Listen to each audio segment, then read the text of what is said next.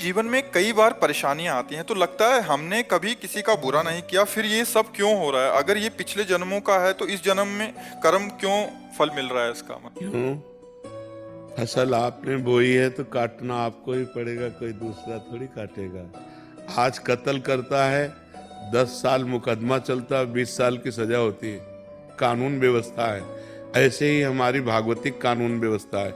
भीष्म जी सरसैया पे पड़े हुए हैं और भगवान से कहते हैं कि मैं 70 जन्म तक देख रहा हूं अपनी दिव्य दृष्टि से, मैंने ऐसा कोई पाप नहीं किया जो मुझे ये दंड मिले कि 6 महीना बाणों की सैया पर। तो भगवान ने कहा 100 के ऊपर चलो। एक बार आप राजा थे और एक सांप को उठा करके बबूल के पेड़ में बड़े बड़े कांटों में ऐसे डाल दिया और वो 6 दिन तक तड़प तड़प करके मरा। उसी का परिणाम आपको 6 महीने बाणों की सैया में। तो एक बार किसी एक आदमी का कत्ल किया तो उसको 50,000 जुर्माना या 1,00,000 जुर्माना और आजीवन सजा, क्या दंड मिलते हैं? नहीं मिलते। तो हमारे तो न जाने कितने पाप हैं। अब कौन ऐसा शरीरधारी है जो झूठ नहीं बोल रहा? कौन ऐसा शरीरधारी जिससे पाप नहीं हो रहा? ये तो बात कह देना कि हमसे तो कोई गलती ही नहीं हुई, हमसे तो कोई पाप ही नहीं हुआ, ये बिल्कुल हम अविवेकपूर्ण मानते हैं। नहीं, ऐसा नहीं है।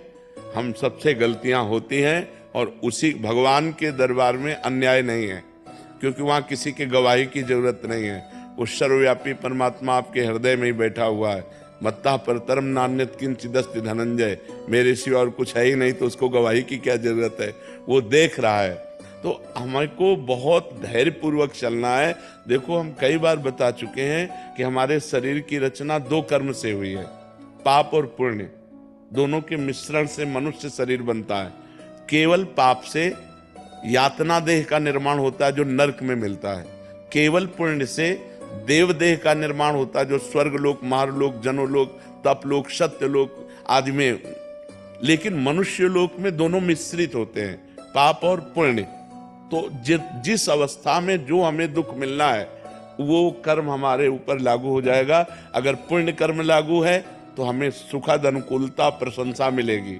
अगर पाप कर्म लागू है तो दुख, प्रतिकूलता, निंदा मिलेगी। वो हमारी वैसी बुद्धि हो जाएगी, जैसी हो भवतव्यता तैसी बने सहाय, आप ना आवे ताहि पे ताहि तहां ले जाए। अचानक आपसे ऐसी क्रिया बन जाएगी कि आपकी निंदा होगी, आपकी अवहेलना होगी। अचानक आपसे ऐसी क्रिया बन गई, दांव लग गया कि आपकी प्रशंसा होगी, आपकी जय जय हो जाएगी। वो पूर्व कर्मों का विधान चल रहा है। तो फिर मनुष्य जन्म में महानता क्या है?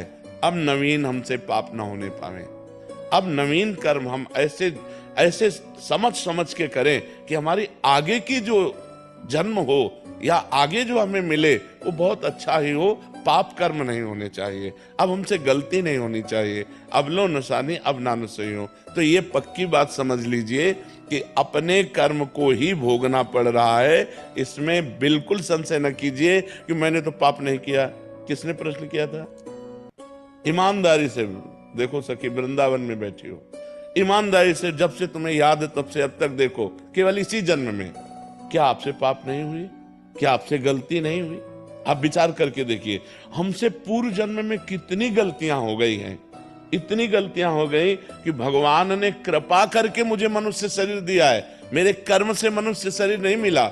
कबहू का करी करुणा नर देहि, देत ईश बिन हेतु सनेहि। अब भी भगवान की कृपा देखो कि आप साधु समागम में बैठी हो, आप वृंदावन आई हो, संत समाज में बैठी हो। अब मोहि भाव भरोस हनुमंता, बिनु हरि कृपा मिले नहीं संता। तो भगवान तो आपको दुलार ही कर रहे हैं, भगवान तो आपको कृपा ही कर रहे हैं। पर हमने गलती की है तो वो भोग तो हमें भोगने पड़ेगा। उमर जी, इस जन्म का कब भोगना पड़ेगा? अगला। जब अभी जो वर्तमान में गलतियां। अगला।